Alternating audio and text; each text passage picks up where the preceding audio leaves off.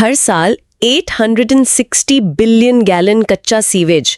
बाप रे, इतना ज्यादा? हाँ, और ये सीधा नदियों में बहा दिया जाता है। मतलब सोचकर ही अजीब लगता है। और पता है, ये किसी करीब या विकासशील देश का आंकड़ा नहीं है, ये अमेरिका का हाल है। ये तो सच में चौंकाने वाली बात है। बिल्कुल, मैं यही सोच रही थी कि जब हम फ्लश दबाते हैं या कोई बहुत बड़ी फैक्ट्री अपना जहरीला केमिकल नालियों में बहा देती है, तो हम मान लेते हैं कि वो कचरा बस गायब हो गया। हाँ, out of sight out of mind वाली बात हो गई। एकदम सही। जैसे जादू के किसी खेल में जादूगर कोई चीज रुमाल के नीचे छुपाकर गायब कर देता है। लेकिन असलियत तो ये है कि वो पानी कुछ समय बाद हमारे नलों में पीने के लिए बिल्कुल साफ होकर लौट आता है। और ये कोई जादू तो है नहीं? बिल्कुल नहीं। इसके पीछे एक बहुत बड़ी मशीनरी और विज्ञान की एक ऐसी जटिल प्रक्रिया काम कर रही है जो किसी चमत्कार से कम नहीं है। देखिए, असल में ये विज्ञान की वो शाखा है जिसे दुनिया में सबसे ज्यादा नजरअंदाज किया गया है। सही बात है। जब हम नल से एक गिलास पानी भरते हैं ना, तो हमें इस बात का जरा भी अंदाजा नहीं होता कि उस एक बूंद पानी को वापस पीने लायक बनाने के लिए उसे किन यातनाओं से गुजरना पड़ा है। यातनाएं मतलब रासायनिक और जैविक प्रक्रियाओं से। हाँ, रासायनिक, भौतिक, जैविक, हर तरह की प्रक्रियाओं से। ये सिर्फ पानी साफ करने की बात नहीं रह गई अब। तो और क्या है ये? आज के समय में ये दुनिया के संसाधनों के प्रबंधन की, मतलब रिसोर्स मैनेजमेंट की सबसे बड़ी वैज्ञानिक चुनौती है। और आज हमारी इस विस्तृत चर्चा का मिशन बिल्कुल यही है। हम उन विशाल औद्योगिक और राष्ट्रीय स्तर के वाटर प्यूरिफिकेशन प्लांट्स के भीतर चलेंगे और समझेंगे कि ये काम कैसे करते हैं। बिल्कुल, एकदम जमीनी स्तर पर। हम इस बात की परतें उधेड़ेंगे कि वेस्ट वाटर ट्रीटमेंट और समंदर के खारे पानी को मीठा बनाने का विज्ञान आखिर स्टेप बाय स्टेप काम कैसे करता है। इजराइल की तकनीक, अमेरिका का पुराना ढांचा, चीन और भारत के मॉडल्स, हम इन सब की तुलना भी करेंगे। हाँ, तो इस यात्रा की शुरुआत उस गंदे पानी से करते हैं जो हमारे शहरों और कारखानों से रोजाना निकलता है। मैं आपसे पूछना चाहती हूँ कि वैज्ञानिक रूप से म्युनिसिपल स्तर पर इसे साफ करने का सबसे पहला कदम क्या है? तो इस पूरी प्रक्रिया को हम एक विशालकाय छलनी से लेकर एक सूक्ष्म स्तर की जैविक लड़ाई के रूप में देख सकते हैं। अच्छा, जैविक लड़ाई। हाँ, लेकिन सबसे पहले आता है प्रिलिमिनरी और प्राइमरी ट्रीटमेंट, मतलब शुरुआती चरण। बिल्कुल। जब बदबूदार कचरे से भरा पानी प्लांट में घुसता है ना, हाँ। तो उसे सबसे पहले बार रैक से गुजारा जाता है। बार रैक, ये क्या होता है? ये भारी लोहे की बड़ी बड़ी जालियां होती हैं जो पानी में तैरते बड़े कचरे को रोक लेती हैं, जैसे प्लास्टिक की बोतलें, लकड़ी के टुकड़े या कपड़े। ये तो बहुत ही बुनियादी मैकेनिकल फिल्टर हुआ है ना, जैसे हम घर में चाय छानने की छलनी इस्तेमाल करते हैं। एकदम वही कंसेप्ट है। लेकिन उस कचरे का क्या जो पानी में घुला हुआ है या बहुत छोटा है, जो छलनी से निकल गया? यहीं से भौतिक विज्ञान का एक बहुत ही सरल नियम काम में आता है, गुरुत्वाकर्षण। ग्रेविटी, वो कैसे? उस पानी को बहुत बड़े सेटलिंग टैंक में भेज दिया जाता है। इस टैंक में पानी को कई घंटों तक बिल्कुल स्थिर छोड़ दिया जाता है। मतलब पानी को बिल्कुल भी हिलने नहीं देते? जरा भी नहीं। इसका असर ये होता है कि जो भारी ठोस पदार्थ हैं वे धीरे धीरे टैंक के तल में कीचड़ की तरह बैठ जाते हैं। समझ गए। और जो हल्की चीजें जैसे तेल या ग्रीस, वे पानी की सतह पर तैरने लगती हैं। फिर एक मशीन ऊपर से उस ग्रीस को खुरचकर अलग कर देती है। मतलब सिर्फ पानी को शांत छोड़ देने भर से ही आधी समस्या हल हो जाती है? बिल्कुल, लगभग आधी सफाई यहीं हो जाती है। मैंने सोर्सेज में एक बहुत ही तकनीकी शब्द पढ़ा था। उसमें लिखा था कि इस चरण से बीओडी लगभग 35% कम हो जाता है। हाँ, बीओडी। ये बीओडी क्या बला है और यह इतना महत्वपूर्ण क्यों है? बीओडी का मतलब है बायोकेमिकल ऑक्सीजन डिमांड। अच्छा। ये पानी के प्रदूषण को मापने का सबसे अहम पैमाना है। इसे ऐसे समझते हैं, अगर हम उस गंदे पानी को सीधे नदी में डाल दें, जो कि बहुत सी जगह होता भी है, हाँ, तो पानी में मौजूद जैविक कचरे को सड़ाने के लिए बैक्टीरिया नदी के पानी से ऑक्सीजन खींचने लगेंगे। अरे, तो इससे नदी की मछलियों को नुकसान होगा? बिल्कुल, ये एक तरह से ऑक्सीजन की चोरी है। मछलियों के लिए ऑक्सीजन बचेगी ही नहीं। बाप रे। तो बीओडी हमें यही बताता है कि ये कचरा मछलियों और जलीय जीवों के हिस्से की कितनी ऑक्सीजन चुरा लेगा। अब समझी। तो जब हम पहले चरण में 35% बीओडी कम कर देते हैं, तो हम असल में उस पानी की ऑक्सीजन सोखने की शक्ति को कम कर रहे हैं। एकदम सही पकड़ा आपने। ये तो काफी खतरनाक लग रहा था। अब पानी अगले चरण में जाने के लिए तैयार है। जहां तक मुझे समझ आ रहा है, अब हम भौतिक विज्ञान से जीव विज्ञान की तरफ बढ़ रहे हैं। हाँ, अब बायोलॉजिकल ट्रीटमेंट शुरू होता है। तो इस सेकेंडरी चरण में असल में होता क्या है? यही वो चरण है जिसे बायो रिमीडिएशन कहते हैं। अब इस पानी को एक विशाल एरेशन टैंक में डाला जाता है। एरेशन मतलब हवा से जुड़ा हुआ। हाँ, अब हम यहाँ प्रकृति की अपनी सफाई सेना का इस्तेमाल करते हैं। सफाई सेना मतलब सूक्ष्म जीव और बैक्टीरिया। बिल्कुल।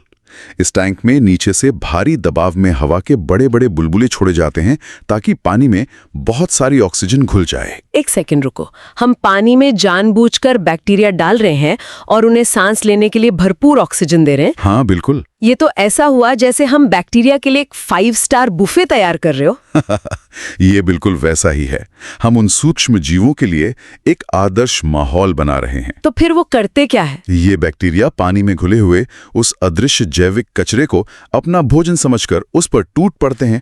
वे कचरा खाते हैं और पानी साफ करते जाते हैं। कमाल है। और जब उनका पेट भर जाता है और वे भारी हो जाते हैं तो पानी को एक बार फिर से सेटल होने दिया जाता है। ये भारी बैक्टीरिया नीचे बैठ जाते हैं और ऊपर का पानी लगभग साफ हो जाता है। लेकिन वो पानी अभी भी पीने लायक तो नहीं है, है ना? उसमें अभी भी कुछ खतरनाक वायरस हो सकते हैं। पीने लायक तो बिल्कुल नहीं है। और जो कीचड़ और बैक्टीरिया नीचे बैठ गए, उनका क्या किया जाता है? वो भी तो कचरा ही है। देखिए, साफ हुए पानी को अंतिम चरण में भेजा जाता है।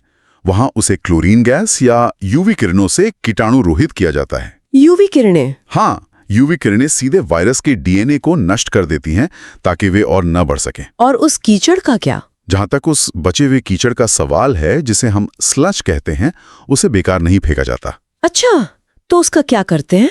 उसे डाइजेस्टर नाम के एक बंद ऑक्सीजन रहित टैंक में भेजा जाता है। मतलब वहां ऑक्सीजन नहीं होती? नहीं, वहां कुछ खास तरह के बैक्टीरिया बिना ऑक्सीजन के उस कीचड़ को सड़ाते हैं। ओके।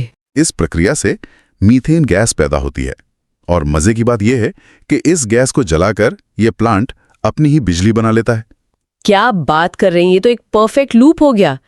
कचरे से सफाई और सफाई से ऊर्जा। और जो सूखा मलबा बचता है ना, वो खेतों के लिए एक बेहतरीन खाद बन जाता है। ये तो बहुत ही शानदार वैज्ञानिक प्रक्रिया है। लेकिन यहाँ मेरे मन में एक बड़ा सवाल उठ रहा है। पूछिए। ये पूरी जैविक प्रणाली इस बात पर निर्भर है कि हमारे बैक्टीरिया जीवित रहें और कचरा खाएं, है ना? बिल्कुल। तो क्या हो अगर कोई कपड़ा बनाने वाली फैक्ट्री या चमड़े की फैक्ट्री अपना रसायनों से भरा पानी, जिसमें भारी धातुएं या चांदी के आयन हो, सीधे सिस्टम में छोड़ दें? क्या वे खतरनाक रसायन हमारी इस पूरी सूक्ष्म जीवों की सफाई सेना का सफाया नहीं कर देंगे? देखिए, ये एक बहुत ही गंभीर समस्या है। भारी धातुएं इन मददगार बैक्टीरिया के लिए एकदम जहर का काम करती हैं। तो फिर प्लांट का क्या होगा? अगर कोई फैक्ट्री अपना रासायनिक कचरा सीधे शहर की लाइन में छोड़ दे तो पूरा बायोलॉजिकल प्लांट रातों रात मर जाएगा। बाप रे! सिस्टम पूरी तरह ठप हो जाएगा। इसीलिए औद्योगिक स्तर पर प्री ट्रीटमेंट का कड़ा कानूनी और वैज्ञानिक नियम बनाया गया है। प्री ट्रीटमेंट मतलब फैक्ट्रियों को खुद कुछ करना पड़ता है? हाँ, कारखानों को अपना पानी शहर के सीवर में डालने से पहले खुद ही उसके जहरीले रसायनों को निष्क्रिय करना पड़ता है। लेकिन कई उद्योगों से, जैसे पावर प्लांट या कपड़ा रंगने वाले कारखानों से जो कचरा निकलता है वो इतना जहरीला और गाढ़ा होता है कि उसे सामान्य रूप से ट्रीट ही नहीं किया जा सकता। हाँ, वो बहुत मुश्किल होता है। और पर्यावरण के नियम कहते हैं कि वे पानी की एक बूंद भी बाहर नहीं फेंक सकते। ऐसे में विज्ञान क्या समाधान देता है? ऐसे कठिन मामलों के लिए एक बेहद एडवांस्ड और आक्रामक मॉडल इस्तेमाल होता है, जिसे जीरो लिक्विड डिस्चार्ज या ZLD कहते हैं। ZLD? हाँ, इसे आप भारी कारखानों का एक कृत्रिम पाचन तंत्र समझ सकते हैं। ये सुनिश्चित करता है कि एक भी बूंद तरल कचरा पर्यावरण में ना जाए। पानी फैक्ट्री के अंदर ही घूमता रहेगा। तो ये कृत्रिम पाचन तंत्र कचरे को पचाता कैसे है? मतलब इसकी प्रोसेस क्या है? इसके 3 मुख्य चरण हैं। सबसे पहले रसायनों की मदद से पानी में घुली हुई भारी धातुओं और सिलिका को कोगुलेट किया जाता है। कोगुलेट, इसे थोड़ा आसान भाषा में समझाएंगे? इसे ऐसे समझिए जैसे दूध में नींबू निचोड़कर पनीर फाड़ना। अच्छा, तो धातुएं ठोस होकर अलग हो जाती हैं। बिल्कुल, ऐसा इसलिए किया जाता है ताकि आगे की बेहद महंगी मशीनें जैसे मेम्ब्रेन वो सिलिका से जाम ना हो जाएं। ठीक है, धातुएं हट गईं, फिर उस खारे और गंदे पानी का क्या होता है? फिर शुरू होता है फेज 1 कॉन्सेंट्रेशन। यहाँ रिवर्स ऑस्मोसिस यानी RO का इस्तेमाल होता है, जैसे हमारे घरों में होता है। हाँ, कंसेप्ट वही है लेकिन बहुत बड़े और शक्तिशाली स्तर पर। उच्च दबाव वाले पंपों से इस पानी को एक ऐसी झिल्ली या मेम्ब्रेन से गुजारा जाता है जिसके छेद पानी के अणुओं जितने ही छोटे होते हैं। तो दबाव से पानी पार हो जाता है। हाँ, दबाव इतना तेज होता है कि पानी तो उस झिल्ली के पार चला जाता है, लेकिन नमक और गंदगी वहीं रुक जाती है। इस प्रक्रिया से 60 से 80% शुद्ध पानी कारखाने को वापस मिल जाता है। और बाकी बचे हुए पानी का क्या? जो बचता है वो एक बेहद खारा, गाढ़ा और जहरीला तरल होता है, ब्राइन कहते हैं इसे। इस बचे हुए गाढ़े कचरे को तो जमीन में दबाया नहीं जा सकता है ना, उसे खत्म करने का क्या विज्ञान है? यही ZLD का सबसे खर्चीला और अहम चरण आता है, इवापोरेशन और क्रिस्टलाइजेशन। इवेपोरेशन मतलब पानी को भाप बनाना? हाँ, उस गाढ़े कचरे को विशाल भट्टियों में उबाला जाता है, सारा का सारा पानी भाप बन जाता है। इस भाप को ठंडा करके शुद्ध पानी में बदल लिया जाता है। और कचरा? भट्टी के तल में सिर्फ सूखा, ठोस नमक और रसायनों का एक पत्थर जैसा ब्लॉक बचता है। तरल कचरा पूरी तरह से शून्य हो गया। एक सेकंड, अगर हम लाखों गैलन पानी को उबालने की बात कर रहे हैं तो इसके लिए कितनी विशाल ऊर्जा चाहिए होगी? बहुत ज्यादा। मैंने सोर्सेज में पढ़ा था कि अगर कोई प्लांट 1000 से 3000 गैलन प्रति मिनट पानी साफ कर रहा है तो इस प्लांट की लागत ही 25 से 50 मिलियन अमेरिकी डॉलर तक पहुंच जाती है। हाँ, मतलब कई 100 करोड़ रुपए। और सबसे चौंकाने वाली बात यह है कि कुल खर्च का 60 से 70% हिस्सा सिर्फ पानी को भाप बनाने में उड़ जाता है। बिल्कुल सही। तो मेरा सवाल ये है कि अगर ये इतना भयानक रूप से महंगा है तो क्या कंपनियां सच में इसे लगाती हैं या ये सिर्फ कागजों पर ही अच्छा लगता है? देखिए, कंपनियों के लिए यह कोई विकल्प नहीं है। पर्यावरण नियमों के चलते यह एक मजबूरी है। अगर वे ऐसा नहीं करेंगी तो उन पर जो जुर्माना लगेगा या उनके कारखाने बंद होंगे, उसका नुकसान ज्यादा होगा। हाँ, उसकी कीमत इससे कहीं ज्यादा होगी। और अगर हम आर्थिक तौर पे देखें तो एक लंबी अवधि का निवेश भी है। वो कैसे? जब कंपनी अपना 100% पानी खुद ही रिसाइकल कर लेती है तो उसे बाहर से मीठा पानी खरीदने की जरूरत ही नहीं पड़ती। वो पानी के मामले में पूरी तरह आत्मनिर्भर हो जाती है। ये पॉइंट भी सही है। चलिए जमीन और कारखानों से हटकर अब दुनिया के सबसे बड़े जल भंडार की तरफ चलते हैं। समंदर की तरफ? हाँ, समंदर के खारे पानी का डिसैलिनेशन। अगर हम राष्ट्रीय स्तर पर देखें तो हर देश की अपनी अलग वैज्ञानिक रणनीति है। बिल्कुल, हर देश अपनी जरूरत और भूगोल के हिसाब से काम कर रहे हैं। अगर हम इजराइल की बात करें तो उनकी तकनीक और जल प्रबंधन की नीतियां पूरी दुनिया के लिए एक मिसाल मानी जाती हैं। इजराइल तो इस मामले में बहुत आगे है। वे अपने वेस्ट वाटर का 90% हिस्सा रिसाइकिल कर लेते हैं। 90%? ये तो बहुत बड़ा नंबर है। और डीसैलिनेशन में उनका विज्ञान इतना कॉस्ट इफेक्टिव है कि प्रति क्यूबिक मीटर पानी की लागत $0.40 से भी कम आती है। मतलब बहुत ही सस्ता। हाँ, इजराइल ने समंदर के पानी को इतना साफ किया है कि उन्होंने अपनी सी ऑफ गैलिली नाम की प्राकृतिक झील को ही मीठे पानी से भर दिया है। ये तो कमाल की अचीवमेंट है। लेकिन यहाँ एक बहुत बड़ा पेच है। पेच? हाँ, जब हम विज्ञान में बहुत ज्यादा छेड़छाड़ करते हैं ना तो प्रकृति अपना बदला जरूर लेती है। अच्छा, आप उस स्वास्थ्य समस्या की बात कर रही हैं? हाँ, सोर्सेज में एक हैरान करने वाला तथ्य था। इजराइल की इस बेजोड़ तकनीकी सफलता ने एक राष्ट्रीय स्वास्थ्य संकट खड़ा कर दिया। बिल्कुल, क्योंकि रिवर्स ऑस्मोसिस के दौरान पानी इतना शुद्ध हो गया कि उसमें से मानव शरीर के लिए जरूरी मिनरल्स भी गायब हो गए। हाँ, और इसका असर सीधे लोगों की सेहत पर पड़ा। इसके परिणाम स्वरूप इजराइल की आबादी में आयोडीन की भारी कमी देखी गई। 62% स्कूली बच्चे और 85% गर्भवती महिलाएं आयोडीन के मामले में WHO के मानकों से नीचे पाए गए। ये विज्ञान के लिए एक बहुत ही गहरा सबक है। सही कहा। जब हम कहते हैं ना 100% शुद्ध पानी, तो हमें लगता है वो हमारे लिए सबसे अच्छा है। लेकिन असल में जिसमें कोई मिनरल ना हो वो पानी एक धीमे जहर की तरह काम कर सकता है। धीमा जहर? वो कैसे? क्योंकि वो पानी शरीर से मिनरल्स को खींचने लगता है बजाय देने के। इसीलिए अब वैज्ञानिक डिसैलिनेशन के आखिरी चरण में कृत्रिम रूप से कैल्शियम और आयोडीन जैसे मिनरल्स वापस पानी में मिलाते हैं। मतलब पहले सब कुछ निकाल दो फिर वापस मिलाओ। हाँ, यही प्रक्रिया है। इजराइल की इस नई समस्या से हटकर अगर हम अमेरिका की बात करें तो उनकी चुनौती बिल्कुल अलग है। अमेरिका की स्थिति तो काफी दिलचस्प है। उन्होंने 1961 में ही टेक्सास में कमर्शियल डिसैलिनेशन शुरू कर दिया था, लेकिन आज वो अपने ही बनाए जाल में फंसे हैं। उनका पुराना ढांचा है ना? एकदम सही। उनके पास 6 लाख मील लंबे सीवर पाइप हैं और पूर्वी तट के कुछ शहरों में पाइप 200 साल पुराने हैं। बाप रे, 200 साल? हाँ, यहाँ तक कि कुछ सीवर लाइनें आज भी लकड़ी की बनी हुई हैं।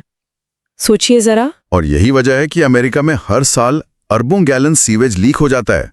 अगर आपका इंफ्रास्ट्रक्चर पुराना हो तो सबसे उन्नत तकनीक भी फेल हो जाती है। बिल्कुल। इस भारी खर्च और पुराने इंफ्रास्ट्रक्चर से बचने का कोई वैज्ञानिक तरीका है?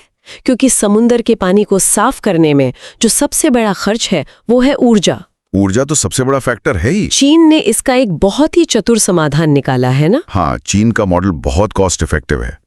चीन के रिझाऊ शहर में 2025 में जो प्लांट खुला है वो थर्मल डिसैलिनेशन का एक मास्टर क्लास है। तो उन्होंने इसे कॉस्ट इफेक्टिव कैसे बनाया? उन्होंने ऊर्जा बनाने के लिए नई बिजली नहीं खर्च की। अच्छा, तो फिर मशीनें कैसे चल रही हैं? इसके बजाय आसपास के स्टील और पावर कारखानों से जो वेस्ट हीट यानी बेकार की ऊष्मा निकल रही थी उसका उपयोग करके समंदर के पानी को भाप में बदला। अरे वाह, एक तीर से दो शिकार। बिल्कुल, कारखानों की गर्मी का निपटारा हो गया और पानी साफ हो गया। इसकी लागत मात्र $0.28 प्रति क्यूबिक मीटर आ रही है। ये तो इजराइल से भी सस्ता है। और ऊर्जा के इसी रचनात्मक उपयोग में जापान भी पीछे नहीं है। जापान ने तो हमेशा नई तकनीक दी है। उन्होंने तो ऊर्जा के लिए समंदर की गहराई का ही इस्तेमाल कर लिया। मैंने OTEC के बारे में पढ़ा था। हाँ, जापान ने ओशन थर्मल एनर्जी कन्वर्जन यानी OTEC नाम की एक अत्याधुनिक विधि को अपनाया है। इसमें वे क्या करते हैं? इसमें होता ये है कि समुद्र की सतह का पानी गर्म होता है और गहराई का पानी एकदम ठंडा। तापमान में अंतर होता है। इसी तापमान के अंतर का इस्तेमाल करके वे एक टरबाइन घुमाते हैं जिससे बिजली भी बनती है और उसी प्रक्रिया में भाप बनकर पानी भी साफ हो जाता है। क्या बात है। अब समंदर और विशालकाय प्लान्स की बात तो हो गई, लेकिन अगर हम भारत की बात करें, जहां चुनौतियां एकदम अलग हैं। हाँ, जहां भौगोलिक विविधता बहुत ज्यादा है और शहरों में जगह की भारी कमी है, तो यहाँ कौन सी वैज्ञानिक तकनीक काम आती है? देखिए, भारत में तटीय इलाकों के लिए हमारे वैज्ञानिकों ने लो टेम्परेचर थर्मल डिसैलिनेशन यानी LTTD तकनीक बनाई है। Low temperature? हाँ, जो कम तापमान पर काम करती है। लेकिन अगर हम सीवेज ट्रीटमेंट या STP की बात करें तो लागत पैमाने पर निर्भर करती है। मतलब प्लांट की साइज पर? हाँ, घरेलू या सोसाइटी स्तर के जो छोटे प्लांट होते हैं वो 4-5 लाख रुपए में लग जाते हैं। लेकिन 500 MLD वाले बड़े प्लांट्स की लागत 1.2 करोड़ या उससे कहीं अधिक आती है। लेकिन जगह की कमी को भारत कैसे सुलझाता है? मुंबई या दिल्ली जैसे शहरों में इतने बड़े सेटलिंग और एरेशन टैंक बनाना तो बहुत मुश्किल है। इसके लिए भारत में मध्यम आकार के प्लांट्स में MBBR तकनीक सबसे ज्यादा लोकप्रिय और किफायती है। MBBR, ये क्या होता है? Moving bed biofilm reactor. ये कोई साधारण बायोलॉजिकल टैंक नहीं है। तो इसमें क्या खास है? इस तकनीक में टैंक के अंदर छोटे छोटे प्लास्टिक के विशेष आकार वाले छल्ले डाल दिए जाते हैं जो पानी में तैरते रहते हैं। प्लास्टिक के छल्ले, उनका क्या काम? ये छल्ले बैक्टीरिया को चिपकने और अपना घर बनाने के लिए एक बहुत बड़ा सरफेस एरिया देते हैं। अच्छा, तो बैक्टीरिया पानी में यूं ही नहीं तैरते, बल्कि वे इन चलते फिरते प्लास्टिक के छल्लों पर अपनी कॉलोनियां बना लेते हैं। एकदम सही। इससे तो सफाई की गति बहुत तेज हो जाती होगी। बिल्कुल, बैक्टीरिया अधिक घने होते हैं, इसलिए कम जगह और छोटे टैंक में भी भारी मात्रा में कचरा बहुत तेजी से साफ हो जाता है। जगह की समस्या ऐसे हल हो जाती है। ये तो बहुत ही स्मार्ट तरीका है। लेकिन इन सब भारी भरकम करोड़ों की लागत वाले प्लांट्स के बीच क्या विज्ञान के पास कोई ऐसा इनोवेशन है जो एक आम इंसान के हाथों में आ सके? आप पोर्टेबल सिस्टम्स की बात कर रही हैं। हाँ, क्या भविष्य में पानी साफ करने के लिए बड़े कारखानों की जरूरत होगी भी? देखिए, विज्ञान हमेशा बड़े से छोटे और जटिल से सरल की ओर बढ़ता है।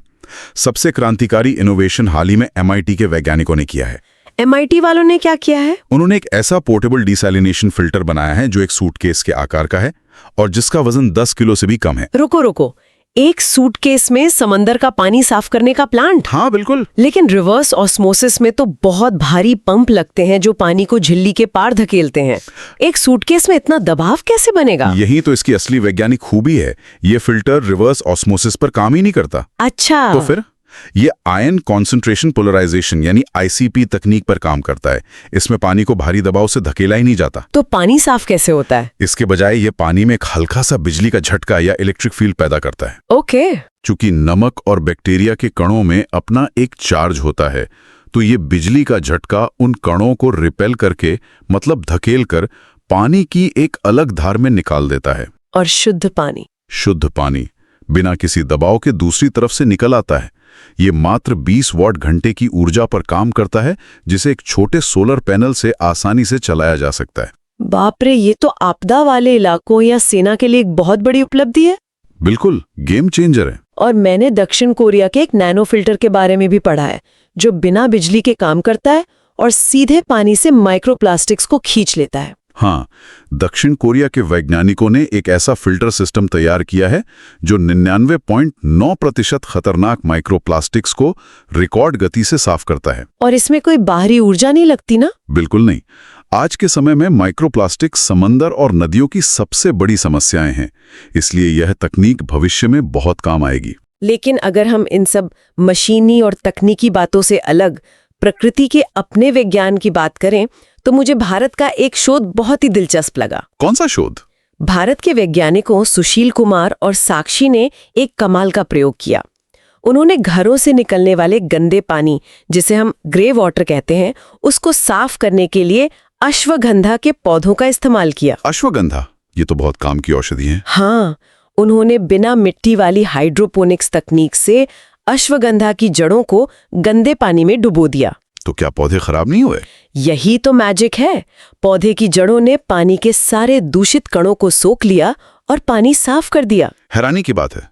और सबसे बड़ी हैरानी की बात यह थी कि इस गंदे पानी में पलने के बावजूद अश्वगंधा के औषधीय गुण घटने के बजाय और बढ़ गए। मतलब कचरे से औषधि और भी शक्तिशाली हो गई। ये साबित करता है कि प्रकृति के पास अपने खुद के ट्रीटमेंट प्लांट है, जो हमारे लोहे और कंक्रीट के प्लांट से कहीं ज्यादा स्मार्ट है। एकदम सही। अगर हम पूरी चर्चा का सार निकालें तो हम पाते हैं कि भारी औद्योगिक कचरे के लिए हमें ZLD और MBBR जैसी जटिल तकनीकों की जरूरत तो हमेशा रहेगी। हाँ, इंडस्ट्रीज के लिए तो वो जरूरी है। लेकिन भविष्य में विशेषकर घरेलू स्तर पर सबसे ज्यादा कॉस्ट इफेक्टिव और टिकाऊ तरीके वही होंगे जो डिसेंट्रलाइज्ड हों और जो प्रकृति की कार्यप्रणाली के साथ मिलकर काम करें। मतलब भारी इंजीनियरिंग बनाम प्रकृति की शांत कार्यप्रणाली। बिल्कुल, जो हमें ये सोचने पर विवश करता है कि जल शोधन का भविष्य शायद बड़ी मशीनों से हटकर प्राकृतिक एकीकरण की तरफ जा रहा है। और इसी मोड़ पर हम आज की इस विस्तृत चर्चा के आखिरी पड़ाव पर आ गए हैं। चर्चा बहुत ही दिलचस्प रही। लेकिन जाते जाते हम श्रोताओं को एक विचार के साथ छोड़ना चाहते हैं।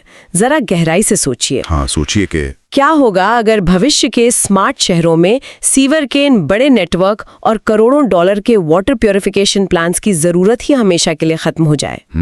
क्या हो अगर भविष्य की हर नई इमारत, हर अपार्टमेंट ब्लॉक अपने आप में ही एक लिविंग मशीन हो? मतलब एक जीता जागता इकोसिस्टम। हाँ, जहाँ की दीवारें और छत ईंट सीमेंट की नहीं, बल्कि ऐसे पौधों, जड़ों और बायोफिल्टर से बनी हो जो इमारत के गंदे पानी को खुद सोखें, हवा को साफ करें और फिर उसी पानी को अमृत जैसा शुद्ध बनाकर सीधा हमारे नलों में वापस लौटा दें। ये तो एक सपने जैसा लगता है, लेकिन विज्ञान इसे सच कर सकता है। शायद पानी को साफ करने का भविष्य और असली विज्ञान कंक्रीट के बड़े टैंकों और रसायनों में नहीं, बल्कि सीधे तौर पर अपने घरों के आसपास एक कृत्रिम जंगल उगाने में छिपा है। इस विचार पर सोचते रहिए और इस नई जानकारी को साझा करना ना भूलें। देखो दुनिया, इसके राज को जानो, हर एक इन्वेंशन की स्टोरी पहचानो। कैसे चलती है मशीन, क्या है मोशन का फंडा, क्लियर होगा अब हर concept. No more tension, no फिकर, come on physics to boy. Knowledge की दुनिया में a new discovery, physics to boy. Let's